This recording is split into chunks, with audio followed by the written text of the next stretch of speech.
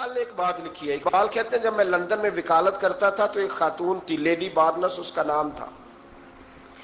چھوٹے موٹے مقدمات لے کے وہ میرے پاس آتی تھی. بی بی ایک ہوٹل چلایا کرتی تھی.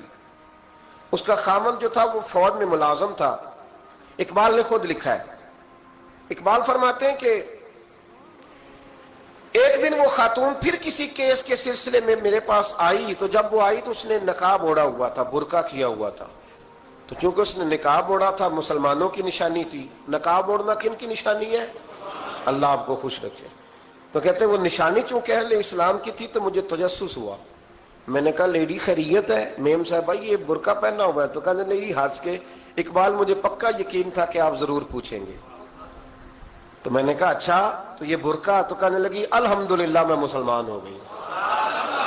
تو میں نے فوراً کہا کہ آپ کا شوہر تو فوج میں ملازم ہے, فوجی کے لیے بدلنا اور پھر ملکی قانون اور یہ چیزیں. تو کہنے لگی اس نے مجھے کیا کہنا تھا, وہ خود کلمہ پڑھ گیا. تو کہتی ہیں میں اور متجسس ہوا. وہ کیس کی بات کرتی تو میرا تجسس بڑھ گیا. میں نے کہا تو کیس چھوڑ یہ بتا کلمہ کیسے پڑھا؟ تو کہنے لگی اقبال اصل بات یہ ہے کہ میں نا بے اولاد تھی, خامد بھی بڑے اچھے پیسے کماتا, میں خود بھی ہوٹل چلاتی, پر ڈپریشن اور ٹینشن اور بلا وجہ کی پریشانیاں جان نہیں چھوڑ. یہ ٹینشن اور ڈپریشن کا نا مجھے عربی ترجمہ کوئی نہیں ملا. یہ ڈپریشن اور ٹینشن کا نا میں نے تلاش کیا ہے, لیکن مجھے عربی لغت کے اندر ان کے معنی مجھے لگتا ہے کہ اس زمانے میں یہ چیزیں تھی ہی نہیں. ہوتی تو ان کا کوئی نام بھی, یہ آج ہے نا تو اس لیے آج کے زمانے میں ہی نام ہے مفت کا, مفت کی پریشانی. تو کہتی ہے مجھے ٹینشن اور ڈپریشن رہتی تھی ہر وقت, بڑی میں پریشان رہتی تھی. میرے ساتھ ایک عجیب واقعہ ہوا کہ میرے ہوٹل میں نا ایک بابا جی برتن مانجتے تھے, بوڑھے آدمی تھے, 70 سال کے قریب عمر تھی. ان کا ایک بیٹا تھا, ایک بہو تھی, ایک پوتا تھا, لیکن وہ بیچارے بیٹا بیمار رہتا تھا تو لہٰذا وہ خود مزدوری کرتے.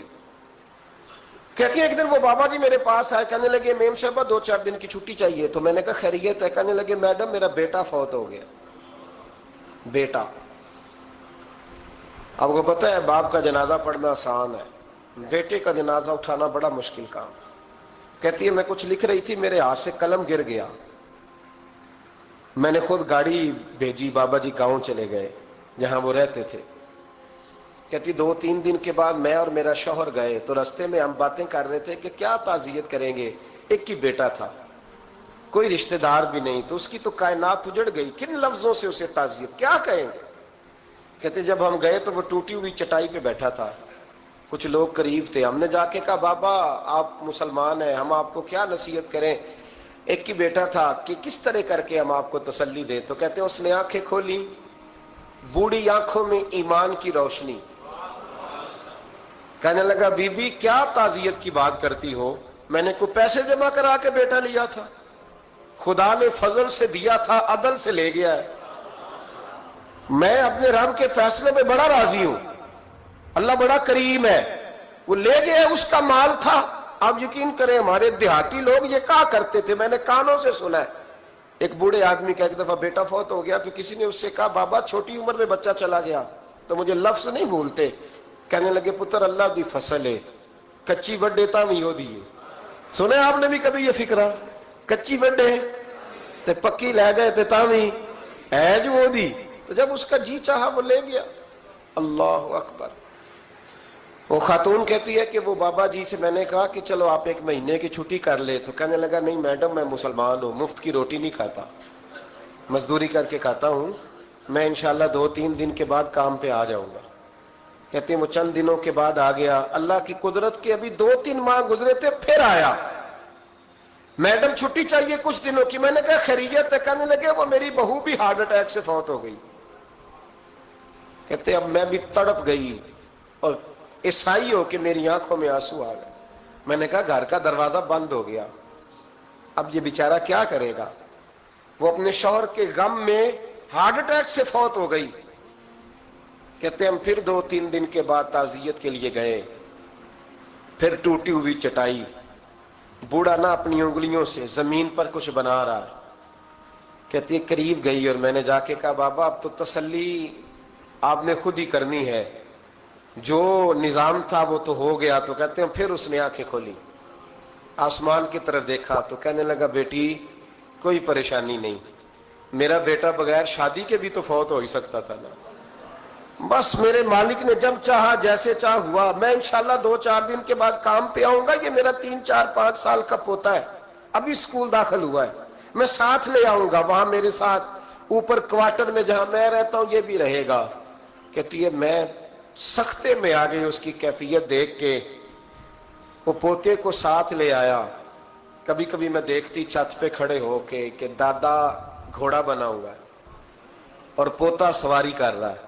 वो सवेरे उठता, उसको स्कूल छोड़ के आता, शाम को लेके आता, प्यार करता, मोहब्बत करता।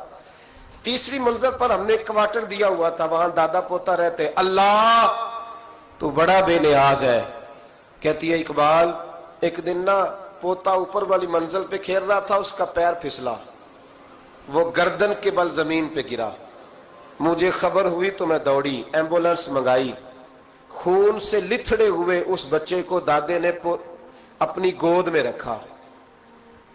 और जब हम अस्पताल की तरफ गए तो हॉस्पिटल बाद में आया, जनाबे इजराइल पहले आ गए और कहते हैं वो गोद में दम तोड़ गया।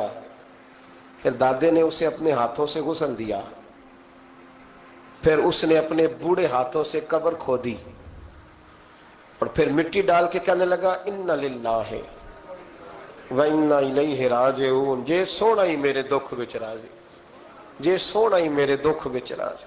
फिर सुख नु चुल्ले डावा।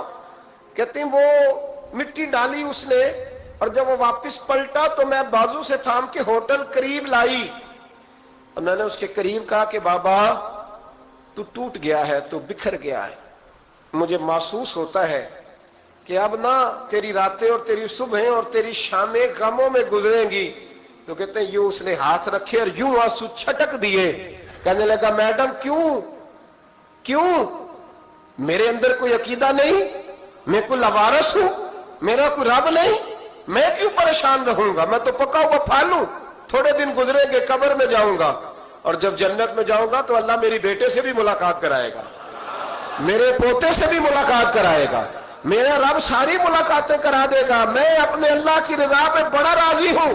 वो खातून कहती है मेरा और मेरे शौहर का कलेजा फटने लगा। मैंने कहा बाबा ये जज्बा कहां से मिलता है, ये सुकून कहां से आता है, ये कैफियत कैसे मिलती है। मुझे कहने लगा तूने लेनी है। मैंने कहा तो कहने लगा तू भी गुंबद खजरा वाले नबी का कलमा पढ़ जा।